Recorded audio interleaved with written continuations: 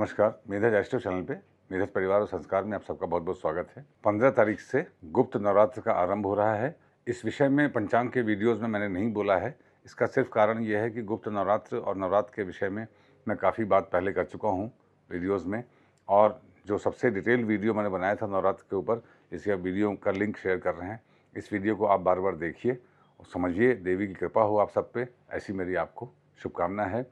आप सर्च करके करेंगे तो नवरात्र पे आपको बहुत सारे वीडियोस मिलेंगे जो आपको देवी के ऊपर काफ़ी कुछ ज्ञान देंगे। गुप्त नवरात्र आप सबको शुभ हो, माई सब पे कृपा करें, ऐसी मेरी आप सबको शुभकामनाएं। Thank you very much. भगवान कृष्ण ने गीता में ये कहा कि हर व्यक्ति जो जन्म लेगा वो कर्मों के अधीन है। यदि हम कहते हैं कि हम ज्योतिष में विश्वास नहीं करते, दुर्गा जी में, सूर्य, चंद्र और ईश्वरीय शक्तियों में विश्वास नहीं करते, स्वयं अपने कर्म करते हैं, तो भी वो एक कर्म कर रहा है। कर्म ना करना, विश्वास करना एक कर्म है, विश्वास ना करना भी एक कर्म है। और कर्मों का साइकिल, चक्र हम लोगों को जन्म मरण के चक्र में दोहराता रहता है। नमस्कार, मेधज एस्ट्रो चैनल पे आप सबका बहुत बहुत स्वागत है। आज एक बहुत ही विशेष दिन है, सर्वपितर अमावस्या है। कल उसका वीडियो मैंने बनाया था। कल से नवरात्र शुरू हो रहे हैं। अश्विन माह का आरंभ है और नवरात्र शुरू हो रहे हैं। मैंने कई वर्षों में चेष्टा की कि देवी नवरात्र के विषय में कुछ बात की जाए, मगर हिम्मत नहीं हुई। पढ़ाई लिखाई और रिसर्च में ही लगा रहा। ये वीडियो छोटा नहीं होगा, तो जो लोग छोटा वीडियो चाहते हैं वो लोग के लिए ये वीडियो काफ़ी बोरिंग होगा। जो लोग देवी को समझना चाहते हैं और नवरात्र के रहस्यों से रूबरू होना चाहते हैं, वो लोगों को ये वीडियो काफ़ी इंटरेस्टिंग लगेगा। जब से मानव जाति की रचना हुई है, प्रकृति के अनेक रहस्यों के संबंध में बहुत बड़े बड़े लोगों ने, ऋषियों ने, मुनियों ने, क्रांतिकारियों ने, विचारकों ने उन रहस्यों पे शोध किया और प्रकृति के रहस्यों को अनेकानेक वेदों, पुराणों और उपनिषदों के माध्यम से देवी स्तुति, भगवान की स्तुति अनेकानेक धर्मों में तरह तरह से की गई। सत्य ये है, जिसको सब स्वीकारेंगे, कि किसी ने भगवान को देखा नहीं है, और जो महसूस किया है वो सूर्य और चंद्र के ही रूप में महसूस किया है। और सूर्य और चंद्र की जो पारस्परिक, जो रिलेटिव मूवमेंट है, वही इस सृष्टि के जन्म का, पालन का और विध्वंस का कारक है। उसी को हम लोगों ने ब्रह्मा, विष्णु, महेश, सरस्वती, लक्ष्मी, काली, इस प्रकार से संज्ञा दी है। नवरात्र देवी के 9 रात्रि के नाम से जाना जाता है। और जैसा मैंने इस वीडियो की शुरुआत में बोला कि भगवान कृष्ण ने कहा कि कर्म तो हर किसी को करना ही होगा। जो सात्विक है वो भी कर्म है, जो राजसिक है वो भी कर्म है, जो तामसिक है वो भी कर्म है। कर्म ना करना भी एक कर्म है। प्रेम करना एक कर्म है, ईश्वर को मानना एक कर्म है, ईश्वर को ना मानना भी एक कर्म है। आदर करना भी एक कर्म है, अनादर करना भी एक कर्म है। युद्ध करना भी एक कर्म है, युद्ध को बचाना भी एक कर्म है। देवी देवता, मनुष्य सब जानते हैं, राक्षस जो रक्षा करता है वो भी राक्षस है, और जिससे आपको रक्षा करने का एहसास होता है वो भी एक राक्षस है। रक्ष में राक्षस है। थोड़ी बातें ज्ञान की लगेंगी, मगर इसको आज सुन लीजिएगा आप, क्योंकि मैं आज का वीडियो बनाने से पहले पहली बार पिछले 5 साल में है कि इस वीडियो बनाने से पहले मैं 1 घंटे से कंसंट्रेट कर रहा हूं और समझने की कोशिश कर रहा हूं कि जिस ज्ञान को मैंने अर्जित किया है और अर्जित करने के प्रोसेस में हूं, उसको कैसे इस कालखंड में, जब ग्रहों की स्थितियां ये इशारा कर रही हैं डायरेक्ट कि ये समय विपरीत है, प्रकृति, पुरुष और प्रकृति का निर्णय हम लोगों को के मन को अच्छा ना लगने वाला है। गुरु अतिचारी होंगे, ऐसा नहीं कि पहली बार हो रहे हैं, पहले भी हुए थे। 9 तारीख से वक्री होंगे और अगले साल जब अतिचारी होंगे उस पर मैं एक डिटेल वीडियो बनाऊंगा जिसमें अतिचारी गुरु के सारे एस्पेक्ट्स को, इतिहास के में पहले जो गुरु अतिचारी हुए उनके गणनाओं को लेते हुए उसका विश्लेषण हम लोग करेंगे। और मैं चाहूंगा कि इस विश्व के सारे जो भी नीतिकार हैं, शासक हैं और जो सो कॉल्ड राजा हैं वो उस वीडियो को जरूर सुने और उस वीडियो में मर्म की बातों को समस्त मानव जाति के कल्याण के लिए, रक्षा के लिए, उसमें ली हुई बातों के साइंटिफिक एस्पेक्ट्स को देखते हुए अपनी नीतियों की पुनः रचना या संशोधन अवश्य करें। संशोधन इसलिए कहा मैंने कि उसमें त्रुटि जरूर है, इसीलिए विषम स्थितियों का निर्माण हुआ है, जैसा कि हम लोग सब तरफ से अवगत हैं। चलिए बात करते हैं नवरात्र की।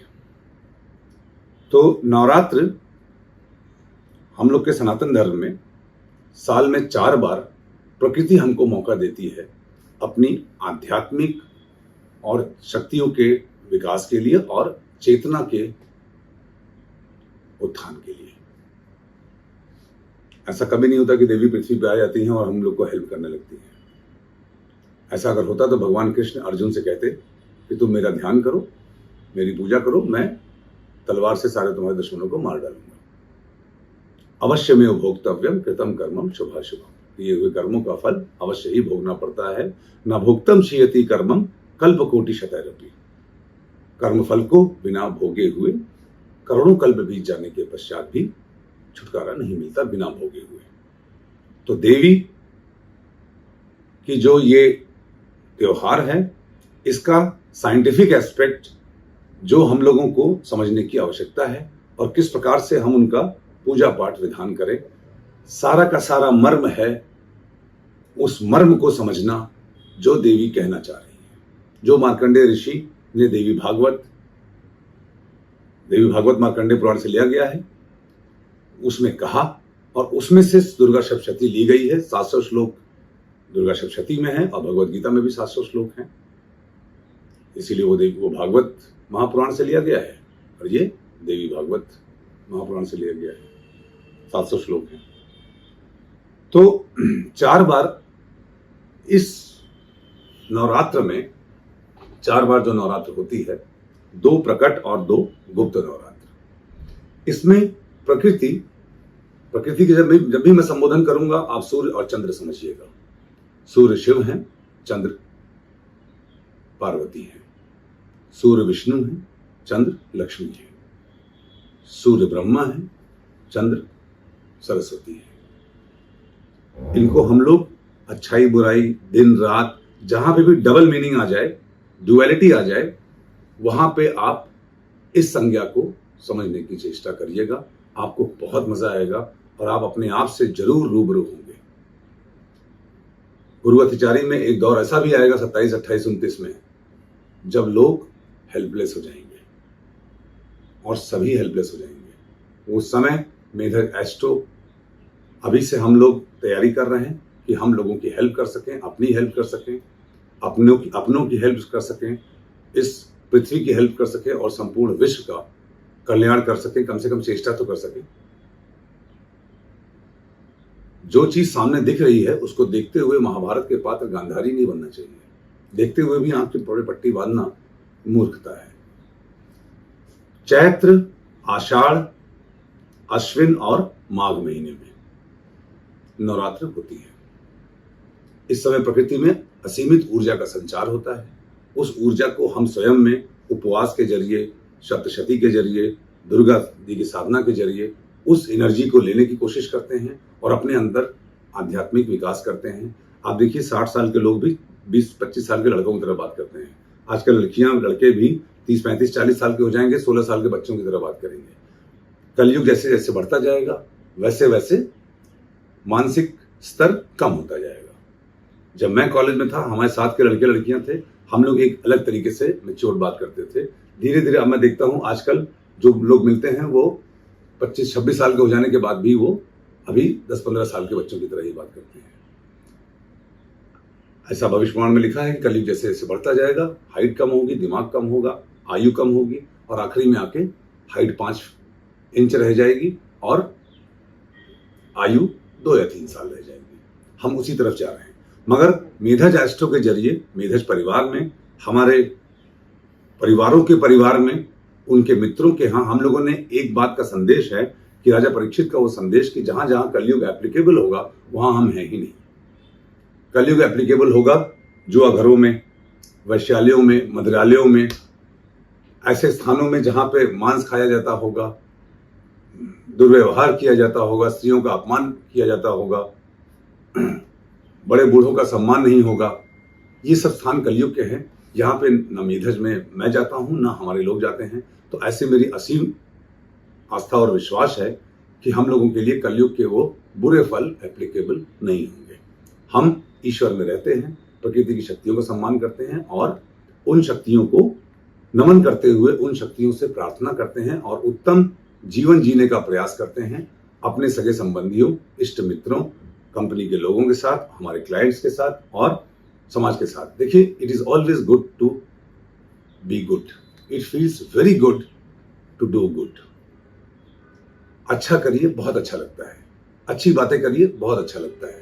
जिन लोगों को गंदी बातें करना अच्छा लगता है वो आप निश्चित रूप से समझिए कि वो कलयुग के दायरे में आते हैं। जिनको खराब बातें करना अच्छा लगता है, प्रपंच करना अच्छा लगता है, दूसरों की बुराई करना अच्छा लगता है, गंदे शौक करना अच्छा लगता है, वो कलयुग के उस दायरे में आते हैं।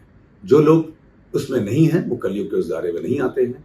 जो अच्छे लोग भी जो भोग रहे हैं वो उन्हीं का कर्म है। इसलिए ये एक कुतर्क है कि अच्छे लोग क्यों सफर कर रहे हैं। अच्छे लोग सफर कर रहे हैं क्योंकि उनका अच्छा कर्म आपको अभी दिख रहा है। पूर्व जन्मों में उन्होंने क्या किया ये हमको नहीं पता। इसीलिए हम भगवान के निर्णय में न आते हुए अपने कर्मों को सुधारने की चेष्टा करते हैं। नवरात्र में जो चैत्र महीने का नवरात्र है वो प्रकट नवरात्र है और जो अश्विन महीने का नवरात्र है ये प्रकट नवरात्र है। प्रकट नवरात्र में हम 9 दुर्गे, 9 देवियों की पूजा करते हैं, उनकी आराधना करते हैं। गुप्त नवरात्र में हम 10 महाविद्याओं की आराधना करते हैं। देखिए, ये 9 दुर्गे और 10 महाविद्या और योगिनी ये एक शक्ति का संकेत है, ये एक शक्ति का सूचक है। उस शक्ति की महत्ता को समझना और अपने अंदर समाहित करना होगा। चैत्र महीने का जो नवरात्र है उसमें कुंभ राशि शून्य होती है और रोहिणी नक्षत्र और अश्विनी नक्षत्र शून्य होता है। कुंभ राशि शून्य मतलब बहुत इंपॉर्टेंट है। साल की शुरुआत, संवत्सर की शुरुआत है, कुंभ राहु की राशि है। इसका मतलब हमारी इच्छाएं, we are all born out of past life fears and desires, वो राहु रिप्रेजेंट करते हैं। इसका मतलब अपने पूर्व जन्मों में किए हुए कर्मों को संशोधित करने की चेष्टा करते हुए, डर से मुक्त करे देवी, ऐसी कामना करते हुए चैत्र का नवरात्र होता है। जो अश्विन महीने का नवरात्र है इसमें वृश्चिक राशि शून्य हो जाती है। वृश्चिक राशि वो राशि है जहां पे मन बुझ जाता है, चंद्रमा नीचस्थ होते हैं और हमारी भावनाएं दबी हुई होती हैं। दबी हुई भावनाओं को स्वयं से उपवास रखते हुए, देवी की आराधना करते हुए डाइल्यूट करना और उनको डाइल्यूट करके, न्यूट्रल करके अपने आप को नई एनर्जीज के साथ आना, ये इस नवरात्र का संकेत है। 9 देवियां जो 9 तिथियों को रिप्रेजेंट करती हैं, प्रथमा, द्वितीया, तृतीया, चतुर्थी, पंचमी, षष्ठी, सप्तमी, अष्टमी, नवमी और दशमी को देवी की विदाई होती है। तो जो पहली है वो शैलपुत्री है, दूसरी है ब्रह्मचारिणी, तृतीया तिथि पे आती हैं ब्रह्मचारिणी चंद्रघंटा, चतुर्थी पे कुष्मांडा, पंचमी पे स्कंद माता, षष्ठी पे कात्यायनी, सप्तमी पे कालरात्रि, अष्टमी पे महागौरी और नवमी पे सिद्धिदात्री। ये हुई चैत्र और अश्विन महीने में पड़ने वाले नवरात्र की 9 देवियां। इनका डिटेल मैं अभी बताता हूं आपको। जो गुप्त नवरात्र हैं, देखिए ये जो 9 दुर्गे हैं ये एनर्जी हैं देने के लिए, और गुप्त नवरात्र हैं वो देवियां जो आपको बाधा, जो गुप्त बाधाएं हैं, बाधाएं किस, बाधाओं को हैंडल करने के लिए आपको क्या चाहिए? डायरेक्शनल स्ट्रेंथ, दिशा की ताकत, सही दिशा चाहिए जीवन में। वो आती हैं देवी मातंगी, कमलात्मिका, बगलामुखी, कालरात्रि, नहीं, बगलामुखी, छिन्नमस्ता, दक्षिण काली, त्रिपुर सुंदरी, भुवनेश्वरी, त्रिपुर सुंदरी, नील तारा, धूमावती और भैरवी। ये डायरेक्शंस का संकेत है। East is Matangi, Surya. South east is Kamalatmika. South is Bagalamukhi. South west is Chhinnamasta. West is Dakshin Kali, Saturn. South west is Bhuvaneshwari. South north, north south is Bhuvaneshwari. North is Tripura. North east is Neel Tara. Patal Lok is Dhumavati, Bhairavi is Akash Lok. इन देवियों की साधना हम लोग, प्रार्थना इन देवियों की हम लोग गुप्त नवरात्र में करते हैं। डायरेक्शंस को रिप्रेजेंट करती हैं। डायरेक्शंस के जो ग्रह हैं वो ग्रह आपको पता ही होंगे। East is sun, north east Venus. जो डायरेक्शंस मैंने पहले बताई थी उसको आप पहले वीडियो में देख लीजिएगा।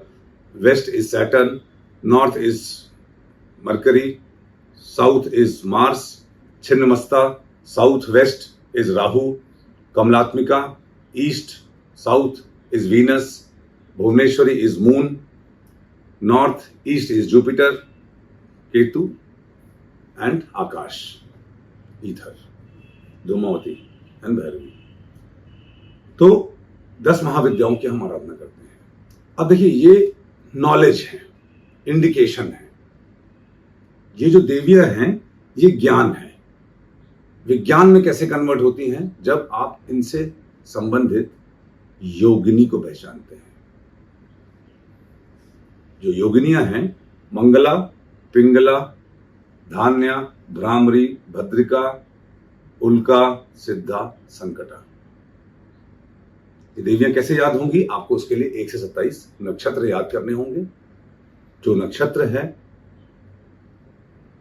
उसमें आप 3 ऐड करिए, 8 से डिवाइड कीजिए, जो संख्या बचेगी उसी सीक्वेंस वाली योगिनियां हैं, जो कि मैं अपने व्हाट्सएप स्टेटस पे डेली सुबह ब्रह्म मुहूर्त में लगाता हूं। उसको भी आप रेफर कर सकते हैं। एनीवे, तो जो ये नवरात्र में के महीनों में जो राशियां शून्य होती हैं और जो नक्षत्र शून्य होते हैं, वो ये इंडिकेट करते हैं कि उस एनर्जीज की एबंडेंस है और उस एनर्जीज के डायरेक्शन में ही काम होगा। आपकी जन्म समय की भी जो महीना होगा उसमें जो मास शून्य राशि होगी, वो राशि में बैठे ग्रह और उस राशि का स्वामी ये इंडिकेट करेगा कि आप काम कैसे करेंगे, कितना काम करेंगे और कहां कहां करेंगे। उसी प्रकार से जैसे वृश्चिक है, अभी मास शून्य राशि वृश्चिक है। ये कितनी अच्छी बात है कि वृश्चिक राशि पे शनिदेव की दृष्टि है, वक्री दृष्टि है, और वृश्चिक राशि केतु की राशि है, वही शून्य है। अगर मास शून्य राशि में कोई वक्री ग्रह आ जाता है या उसका संबंध बनता है तो ये बहुत अच्छा एनर्जीज का संचार करता है। तो ये तो हो गई 4 महीनों में पढ़ने वाले नवरात्र की बात। किसी व्यूअर ने लिखा था कि माइक का यूज करूं, तो माइक का यूज मैं कर रहा हूं। वैसे मैं आपको बता दूं कि मैं कोई बहुत अच्छा टीचर नहीं हूं, पढ़ाई और लिखाई करता हूं और पढ़ाने में मैं बहुत इम्पेशेंट हूं, क्योंकि पढ़ने का मुझे शौक बहुत है और वही शौक को मैं पूरा भी करता हूं। मगर व्हेन इट कम्स टू पढ़ाना, मुझे लगता है मैं जल्दी जल्दी बोलता हूं या आगे की चीज़ पहले बोल जाता हूं या पहले की चीज़ बाद में। मगर मेरा ये मानना है कि water contains all the emotions. मेरी भावना सही है। जिसको पढ़ना होगा वो इसी को सुन के, बार बार सुन के, और वो पढ़ लेगा और ज्ञान को समझ जाएगा। जिसका जो भाग्य है वो पहुंच ही जाएगा। भगवान कृष्ण ने कहा, ज्ञान गति से भक्ति गति से राजयोग, ज्ञान योग, भक्ति योग, राजयोग और कर्म योग। तो जिसकी जहां पे किस्मत होगी, जहां पे भावना होगी, वो वहां पे पहुंच ही जाएगा। जाती रही भावना जैसी प्रभु मूरत देखी तिन वैसी। मैं इंपॉर्टेंट नहीं हूं, मैं जो बोल रहा हूं वो आप कितना रिसीव कर रहे हैं वो इंपॉर्टेंट है। दुर्गा सप्तशती की बात शुरू करते हैं। पहले तो नवरात्र की। तो देवी देखिए आती हैं एक वाहन पे और जाएंगी एक वाहन पे। पैदल तो आती नहीं और पैदल जाती भी नहीं। देवी के, सूर्यचंद्र के, भगवान विष्णु के, हमारे पुराणों में लिखी हर बात का कोई न कोई एक संकेत है। ये जो माइथोलॉजी है ये फिलॉसफी से मिलके वैदिक साइंस बन जाती है। जो वेद है वो विद्या है। दुर्गा क्या है? जो दु मतलब कठिन, गा मतलब गमन। जो कठिन रास्तों में गमन करने के रास्ते को आपको बताती हैं, उसमें मदद करती हैं, वो है देवी दुर्गा। उपवास करके अगर आप ये समझते हैं कि आज मैं व्रत हूं और उस दिन आपकी दुर्भावना रहती है मन में, ईर्ष्या और शत्रुपु रहते हैं, काम क्रोध ईर्ष्या इत्यादि, तो वो व्रत आपके लिए नेगेटिव ज्यादा है। जैसे दुर्गा सप्तशती के पाठ में कुछ शब्द दिन में कभी भी जब भी पढ़े जाते हैं तो नहीं बोले जाते। जैसे राजो उवाच, ये उवाच, देवी उवाच, ये उवाच नहीं बोला जाता है, इति नहीं बोला जाता है, वध नहीं बोला जाता है। जो लोग इसको रिसाइट करते हैं उनको ये पता होगा या पता होना चाहिए। एक शब्द दुर्गा सप्तशती का है पढ़ने में, जो दिन में जब भी उच्चारण करते हैं तो वो बोला नहीं जाता है। ये मेरा बताना भी आपको वर्जित है, क्योंकि मैं जो साधनाएं करता हूं उसमें उसको बोलना भी दिन में वर्जित है। वो जब भी शब्द आता है तो मौन हो जाना चाहिए जो भी उसको पढ़ रहा है। दुर्गा सप्तशती वो महाविद्या है, वो महाशास्त्र है, वो महाग्रंथ है, वो महामंत्र है, जिसको अगर आप दिल से पढ़ लेंगे देवी आपको प्रसन्न होकर ना फल प्रदान करे ऐसा असंभव है। हाँ, ये अलग बात है कि हम लोगों को लगता है कि प्रकृति में सब चीज वैसे ही हो रही है। It is all happening as per Vedic intelligence, as per a science, as per a pattern, and as per a discipline, and as per protocol. अगर वो प्रोटोकॉल को हम फॉलो करते हुए दुर्गा सप्तशती करेंगे तो निश्चित रूप से देवी हमारे पर प्रसन्न होंगी। वरना देखिए लाखों लोग दुर्गा सप्तशती का पाठ कराते हैं, वैसे के वैसे ही हैं, बल्कि उनके यहाँ बुराई और होती जा रही है। क्यों? क्योंकि वो मंत्र ठीक से नहीं पढ़ रहे, उच्चारण नहीं सही है, विधि नहीं सही है, एज पर the protocol prescribed by Markandeya Rishi वो नहीं है। दुर्गा सप्तशती में क्या है? बेसिकली देवी की स्तुति है, मगर स्तुति कहां कहां है? बाकी तो स्टोरीज है। दुर्गा सप्तशती 3 चरित्र में है, प्रथम, मध्यम और उत्तम। प्रथम चरित्र में दुर्गा सप्तशती टोटल 13 अध्याय में है। प्रथम चरित्र में तो एक अध्याय है जो कि महाकाली को समर्पित है। द्वितीय चरित्र में अध्याय 2, 3 और 4 है जो कि महालक्ष्मी को समर्पित है। तृतीय उत्तम चरित्र में 5, 6, 7, 8, 9, 10, 11, 12, 13 ये अध्याय है। अब ये अध्याय अगर आप पढ़ दीजिएगा किताब की तरह, नॉवेल की तरह, तो कोई फायदा नहीं है। अगर ये स्टोरी लिखी है तो देयर इज अ पर्पस, मगर उसमें स्तुति पोर्शन जो है वो है दुर्गा सप्तशती का मर्म। वो स्तुति करते करते जब कहानी है, उस कहानी को पढ़ना या ना पढ़ना ये श्रद्धा की बात है, मगर वो पावर लेने के लिए उस मंत्र के सीक्वेंस में आना पड़ेगा। तो आप लोग चाहे तो नोट कर लीजिए। अगर दुर्गा सप्तशती वैसे तो कई सीक्वेंस में पढ़ी जाती है, पहला चरित्र, दूसरा, तीसरा, फिर पहला चरित्र, दूसरा ऑप्शन है पहला, आखिरी, तीसरा, दूसरा, फिर या तो आखिरी से पढ़िए विपरीत। मगर ये ऐसे बहुत तरीकों से आपके कर्मकांडी ब्राह्मण या आपके गुरु लोग जो जिनको भी आप कंसल्ट करते होंगे वो बताएंगे आपको। मैं उतना डिटेल बताने के लिए अलाउड नहीं हूं, ना मैं उतना कॉम्पिटेंट हूं। पता मुझे है, पाठ में वैसे ही करता हूं, मगर वो बताना मेरे उसमें नहीं है, क्योंकि मैं किसी का भी गुरु नहीं हूं। मेधस का संरक्षक होने के नाते मेधस एस्ट्रो एक प्रयास है, ये एक ज्ञान को बांटने की बात कर रहा हूं मैं।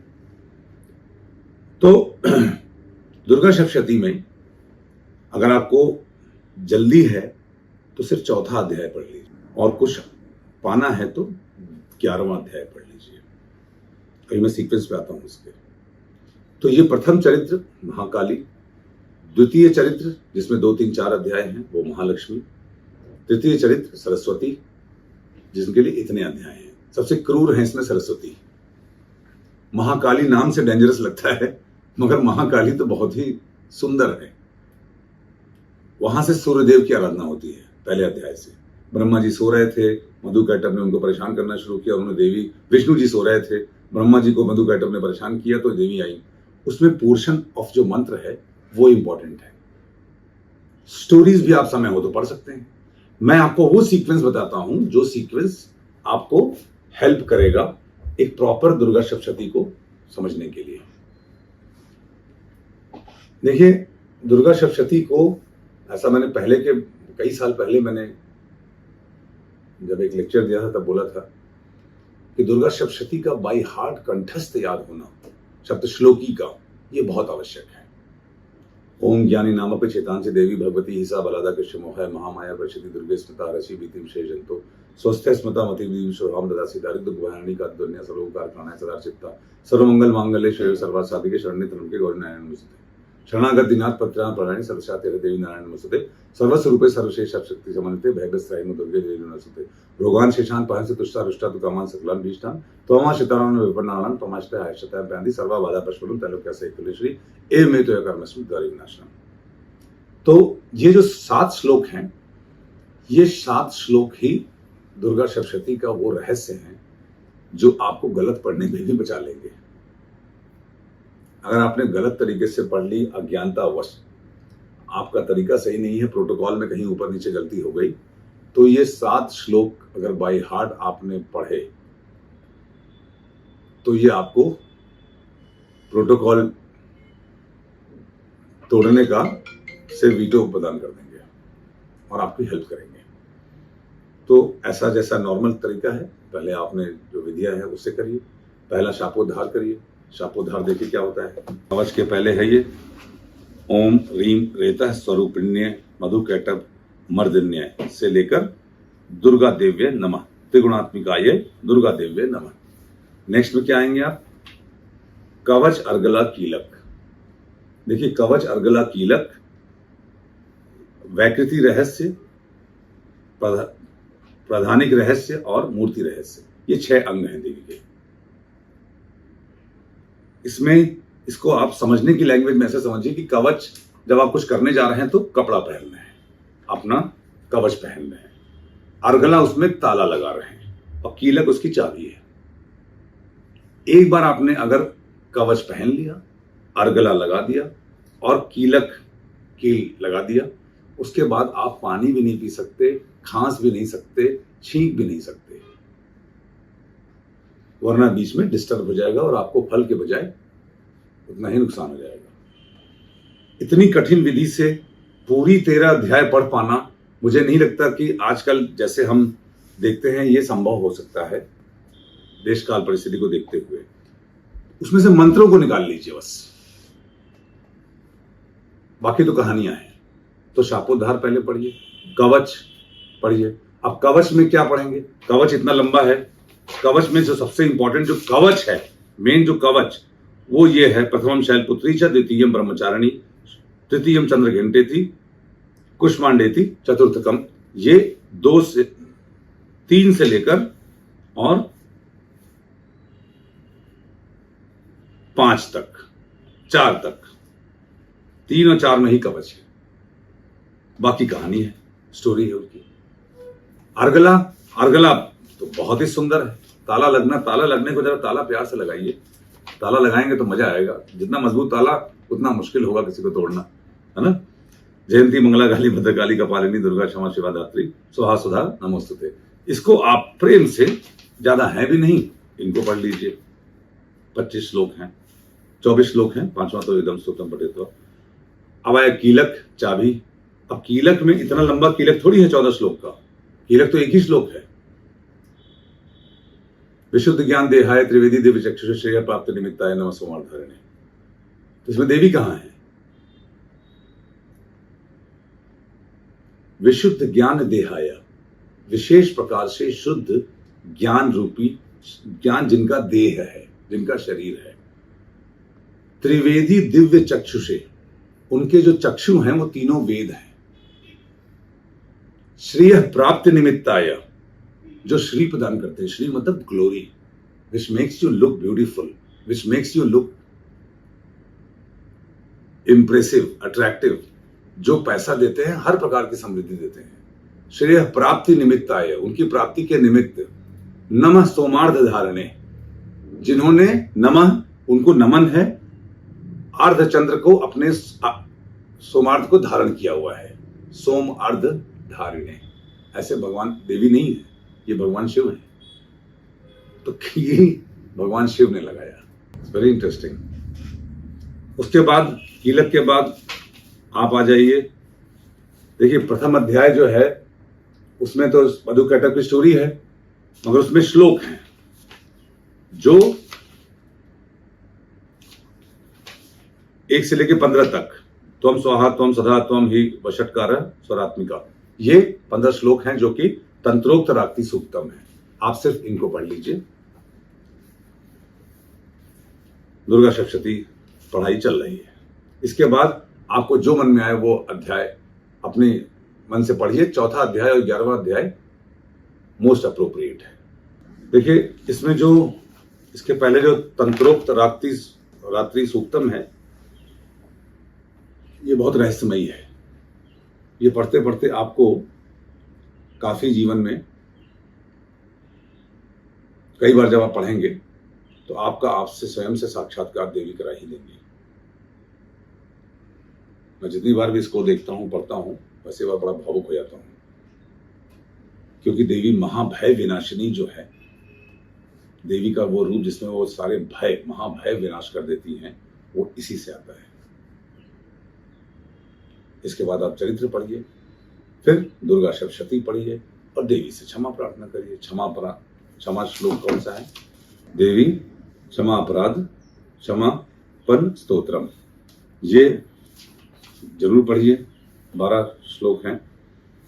और इसके बाद सिद्ध कुंजिका और सप्तशती पढ़िए, सप्त श्लोकी। जो सप्त श्लोकी मैंने बताया, ये जो श्लोक हैं ये 13 अध्याय से ही लिए गए हैं। जो पहला श्लोक है, ओम ज्ञानी नाम चेतांसी देवी भगवती हिसा बलादा कृष्ण मोहाय महामाया प्रेष्यति, ये जो श्लोक है ये सम्मोहन के लिए है। दूसरा श्लोक जो है, दुर्गे स्मिता हरषि भीति विशेष जंतु स्वस्थ स्मृता मतिदेव शभाम ददासी दारिद्र दुख भयहारिणी कादन्या सर्वोपकार करने सदा चित्ता, ये इंटेलिजेंस इंप्रूव करने के लिए है। तीसरा श्लोक, सर्वमंगल मांगल्ये शिवे सर्वार्थ साधिके शरण्ये त्र्यंबके गौरी नारायणी नमोस्तुते, ये सर्वमंगल मांगल्य ओवरऑल वेलबींग के लिए। फिर चौथा श्लोक है, शरणागत दीनार्थ परित्राण परायणे सर्वस्यार्थे हरे देवी नारायणी नमोस्तुते, ये बड़ा वेरी इफेक्टिव श्लोक है, वेरी वेरी इफेक्टिव श्लोक है। क्यों? क्योंकि कलयुग में सबसे ज्यादा परेशानी किस बात की है? वो है हमारे डिजायर्स की, और उस डिजायर्स का एक बहुत बड़ा पार्ट आता है सेक्सुअलिटी। उसको कंट्रोल करने के लिए ये मंत्र बहुत बहुत इफेक्टिव है। और फिर जो 5वां श्लोक है, सर्वस्वरूपे सर्वेशे सर्वशक्ति समन्विते भयभस्त्रायनो दुर्गे देवी नमस्ते, ये आपको, जो आप बंधन महसूस करते हैं जीवन में, सफोकेशन महसूस करते हैं स्थितियों से, परिस्थितियों से, होता सब आप ही के कर्मों के अधीन है, मगर फिर भी उसके लिए ये मंत्र है। और कलयुग में जैसे बीमारियां पहले आई, आती ही जा रही हैं, जाती जा रही हैं, आती ही जा रही हैं, और आगे और भी आएंगी, तो उनके लिए मंत्र है, महामंत्र है रोगान शेषान, छठा मंत्र है जो रोगान शेषान पाहन से तुष्टा रुष्टा तो कामान सकलान भीष्टान तोमाश्रिता नाम न विपन्ना राणम तोमाश्रिता प्याश्रिता प्रयंती। और 7वां श्लोक संपूर्ण बाधाओं के मुक्ति के लिए है, सर्वा बाधा पशनम तलका सकलेश्वरी एवं हेतु कर्मस्म द्वैरी विनाशनम। ओम दुर्गाय नमः। इस प्रकार से आपका ये दुर्गा सप्तशती, जो दुर्गा सप्तशती पढ़ने में 4-5 घंटा लगेगा आपको पूरा, अगर इस सीक्वेंस में आप पढ़ लेंगे, आप ये जो कवच और अर्गला के ठीक, कवच के ठीक पहले वो भी पढ़ सकते, वो पढ़िएगा दुर्गा अष्टोत्तर नाम, जो 108 नाम है, वो भी पढ़ सकते हैं। पढ़ना चाहिए, वैसे उसको भी पढ़ना चाहिए, ये मैं भूल गया था बोलने में। तो ये तरीका है दुर्गा सप्तशती का, जो कि मुझे लगता है कि अगर आप पढ़ेंगे तो ये, अगर आप कई बार पढ़ने लगेंगे तो आधे घंटे में ही कंप्लीट हो जाएगा, और ये ज्यादा इफेक्टिव होगा। मन में प्रेम रखिए, देवी माँ है, देवी हमसे प्रेम करती हैं, देवी हमें भय मुक्त करेंगी, देवी हमें सब प्रकार से मदद करेंगी। मगर माँ को अपने बेटे की मदद करने के लिए इतना माँ को खुश जरूर कीजिए कि लगेगा बेटे का मन साफ है और बेटा मेरा एलिजिबल है। आप पात्रता जरूर डेवलप करिए देवी से प्रेम प्राप्त करने के लिए, देवी का आशीर्वाद प्राप्त करने के लिए। आप नाना प्रकार की गलतियां कर रहे हैं, विकारों में हैं, और देवी से कहेंगे हमारी मदद कीजिए, हमें बाधा से निकालिए, तो वे कुछ ठीक बात नहीं है। भगवान कृष्ण ने कहा है कि नाना प्रकार के पूजा पाठ करने के समय अगर मन आपका साफ नहीं है तो जितना पुण्य नहीं होगा उतना पाप लग जाएगा। अब एक सब लास्ट में हम लोग बात करते हैं, देवी जो आ रही हैं वो संकेत क्या दे रही हैं। एक श्लोक है, शशि सूर्य गजारूढ़ा शनि भौमे तुरंग में, गुरु शुक्रे दोलायाम बुधे भौम प्रकीर्तिता। अर्थात संडे मंडे कोई अगर देवी आती हैं, नवरात्र शुरू होते हैं, प्रथमा तिथि होती है जहां से नवरात्र की शुरुआत होती है शुक्ल पक्ष में। अगर नवरात्र के पहले दिन की शुरुआत संडे या मंडे से हो रही है तो देवी हाथी पे आ रही है, ये शुभ है, बहुत शुभ होता है ये। यदि देवी सैटरडे या ट्यूसडे को आ रही हैं या वो तिथि पड़ रही है प्रथमा तिथि जहां से नवरात्र की शुरुआत है, तो घोड़े पे आ रही हैं। घोड़ा निश्चित रूप से युद्ध का प्रतीक है, और युद्ध से क्या होता है, लड़ाई होती है, उसमें सत्ता बदलेगी, सत्ता के परिवर्तन का साल होता है।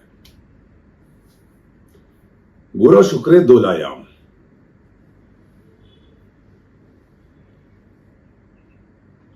थर्सडे और फ्राइडे, गुरुवार और शुक्रवार को देवी डोली पे आती है। अब देवी इज फॉर ए पर्पस, उनको डोली पे आना कोई बहुत पसंद नहीं है, तो ये संकेत अच्छा नहीं है। अब कल थर्सडे है और नवरात्र का पहला दिन है, इसका मतलब देवी डोली पे आ रही है। ये बीमारियों का संकेत है, महामारी, दंगे और प्राकृतिक आपदा का संकेत है। देखिए यहां से भी ये निकल के आया कि ये नवरात्र का बाद का अगले नवरात्र का देखा जाएगा, तब तक का समय महामारी और इन सब का है। तो आपको रोगान शेषान पहन से दुष्टा वाले मंत्र की बहुत जरूरत पड़ेगी, और थोड़ा चरित्र भी वैसा कीजिए, अपना जीवन भी वैसे ही डिसिप्लिन करने की कोशिश कीजिए। बुधे भौम प्रकीर्तिता, बुधे नाम प्रकीर्तिता। बुधवार को देवी आती है तो बहुत अच्छा होता है, अगर आज से प्रथमा होती तो बहुत अच्छा होता है। अब जाएंगी किस पे, तो सैटरडे संडे और मंडे को भैंसे पे जाती है। नाम से अच्छा लगता है कि अच्छा नहीं है, राष्ट्र के लिए अच्छा नहीं है, अशुभ है। और शनिवार को और मंगलवार को अगर जाएंगी तो मुर्गे पे जाएंगी, जो कि इस बार दशमी तिथि शनिवार को है, 12 तारीख को जब देवी जाएंगी, तो ये मुर्गे पे जाएंगी। मुर्गे में क्या है, मुर्गे की खास बात क्या है, मुर्गा आपस में लड़ के ही मर जाता है, तो ये आपस की लड़ाइयों का संकेत है। ये संकेत है, अगर प्रार्थना करेंगे तो सद्बुद्धि आएगी, आपस में नहीं लड़ेंगे तो नहीं नुकसान होगा, तकलीफ होगी, कष्ट होगा। इस संकेतों को समझना होगा। तो इस प्रकार से गुरुवार को जाती है तो बहुत अच्छा होता है, शुभ होता है। और शुक्रवार और बुधवार, गुरु शुक्र और गुरुवार को, शुक्रवार को और बुधवार को, ये तीन एक्चुअली शुभ ग्रह भी हैं। तो इन दिनों में अगर देवी जाती हैं तो बहुत शुभ माना जाता है। तो ये तो हो गई सप्तशती से रिलेटेड बातें। देवों ने पूरी दुर्गा सप्तशती में 4 बार दुर्गा देवी की स्तुति की है, उन्हीं से ये रेलिवेंट मंत्र निकाले गए हैं। एक बात यह है कि जो लोग श्री की प्राप्ति चाहते हैं वो दूसरा चरित्र जरूर पढ़ लें, दूसरा अध्याय, तीसरा अध्याय और चौथा। और चौथा तो बहुत ही पावरफुल है, जो हर प्रकार से लक्ष्मी की प्राप्ति कराता है। अब लक्ष्मी क्या है? लक्ष्या जननेति लक्ष्मी। आप लक्ष्य रखेंगे और लक्ष्य की तरफ बढ़ेंगे तो लक्ष्मी आएंगे। If you aim for something you get something. If you aim big you get big. If you aim good you get good. लक्ष्या इति लक्ष्मी। तो श्री की प्राप्ति के लिए लक्ष्मी जी है। सरस्वती सबसे डेंजरस है इसमें। अगर आप, सरस्वती नाम से तो लगता है बड़ा सॉफ्ट है, पर सरस्वती जो है उनको प्रसन्न करने के लिए आपको मन को बहुत ही शुद्ध रखना बहुत आवश्यक है। ऋषि ऋण। आप पढ़ाई लिखाई करते रहिए और ज्ञान में रहिए, अच्छी चीजें पढ़िए, अच्छे टेक्स्ट पढ़िए। जरूरी नहीं कि ज्योतिष पढ़िए या पुराण ही पढ़िए, जो भी पढ़िए, टेक्नोलॉजी पढ़िए, साइंस पढ़िए, बायोलॉजी पढ़िए, हिस्ट्री पढ़िए, ज्योग्राफी पढ़िए, केमिकल पढ़िए, एरोनॉटिक्स पढ़िए, वॉट एवर यू स्टडी। अब हम लोग आते हैं उस बात पे जिसमें देवी के 9 रूपों की बात। तो ये वीडियो बहुत लंबा हो जाएगा। मैं हर रोज भी वीडियो बना सकता हूं, मगर मैं आपको अब शॉर्ट में बता देता हूं। 1 से लेकर 9 भाव जो है वो 9 देवियों को रिप्रेजेंट करते हैं। पहला शैलपुत्री, शैल की पुत्री, हिमालय की पुत्री। जाहिर सी बात है, nobody is happy coming here. इस दुनिया में आने पे कोई खुश तो होता नहीं है ना, बच्चा रोता ही है पैदा होने के बाद। तो टफनेस ऑफ लाइफ, जो शैलपुत्री हैं वो जीवन के कठिनाइयों से संघर्ष करने की शक्ति देती हैं। दूसरा ब्रह्मचारिणी। ब्रह्मचारिणी मतलब ब्रह्मचार्य मतलब ऑस्टेरिटी, तपस्या और आपके अप्राकृतिक सुखों और अनरियलिस्टिक, अवास्तविक सुखों से आपको बचाती हैं, दूर होने की ताकत देती हैं। चंद्र घंटा, जाहिर सी बात है, चंद्र घंटा हैप्पीनेस। 3rd हाउस पराक्रम। शुक्ल पक्ष है तो वेरी गुड, कृष्ण पक्ष है तब भी अगर आप मेहनत करिए तो बहुत अच्छा रिजल्ट देती है।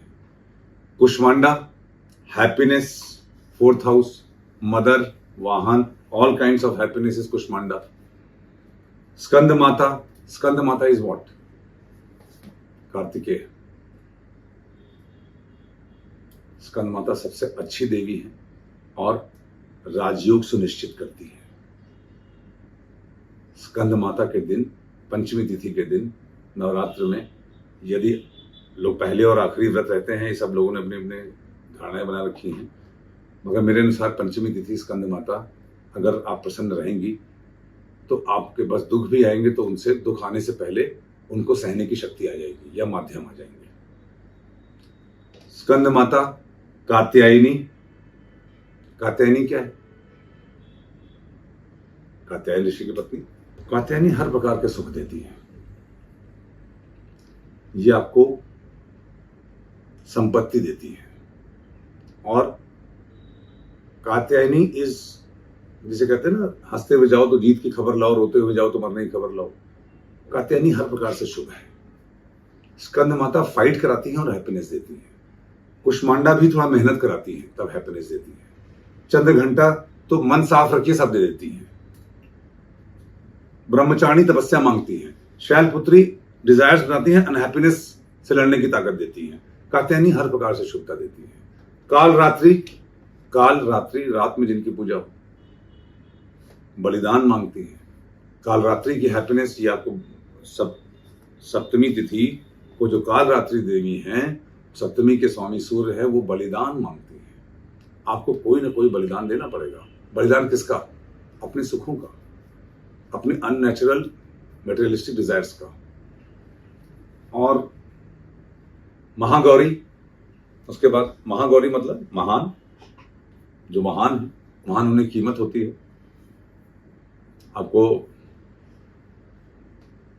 बिना दिए कुछ नहीं मिलेगा।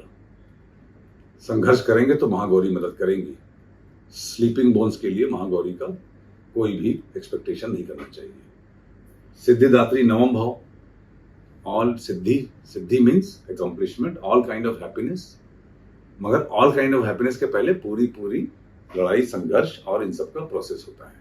इसके बारे में डिटेल में अगर आप लोग कहेंगे तो और भी बात की जा सकती है, मगर आज के वीडियो को मुझे लगता है कि यहाँ विराम देना चाहिए, क्योंकि मैं भी अब थक गया हूँ बोलते बोलते।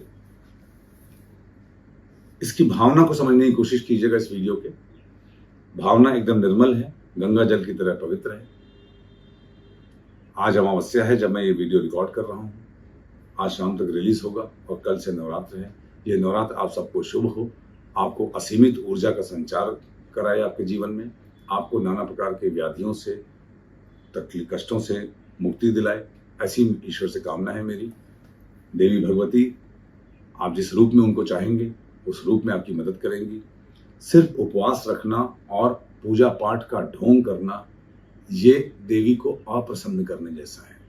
आज हम सबको चाहिए कि जब हमारा ये समाज, हम सब जानते हैं कि कोई बहुत अच्छे डायरेक्शन में नहीं जा रहा है। आप टीवी न्यूज़ देखिए तो सिर्फ मरने और मारने की खबर आती है, अखबार खोलिए तो बुराई बुरी खबर मिलती है,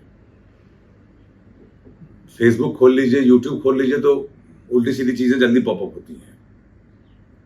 तो इस दौर में हमको देवी से प्रार्थना करनी चाहिए कि कलयुग के जो खराब जगहों से हमको दूर रखें। जहाँ कलयुग एप्लीकेबल है, हम लोग अच्छे युग में ही रहें, अच्छी चीज़ों में रहें और अच्छी चीज़ों का संचार करते हुए अपना जीवन यापन करें। मेरी आप सबको बहुत बहुत नवरात्र की शुभकामनाएं। ये नवरात्र आपको शुभ हो और आने वाला जीवन आपका सुखमय हो, ऐसी मेरी कामना है। Thank you very much.